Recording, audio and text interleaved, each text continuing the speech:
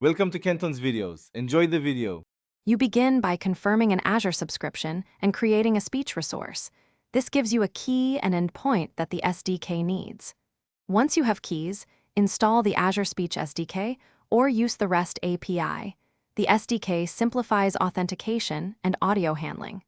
Make sure to choose the region that matches your resource to avoid latency. Start with a small sample file to validate credentials quickly. This reduces confusion later and proves your setup works before you build more automation. Next, configure the SDK client with your key and endpoint. This binds your app to the speech resource. Choose a voice and language. Neural voices sound more natural but cost more, so pick based on budget.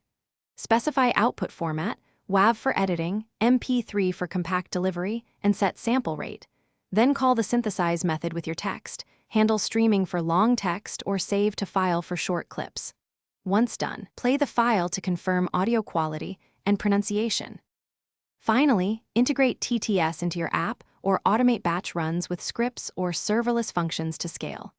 Monitor quotas and billing in the Azure portal so the service stays within budget. Caps prevent surprise charges. Make sure to cache generated audio when repeated.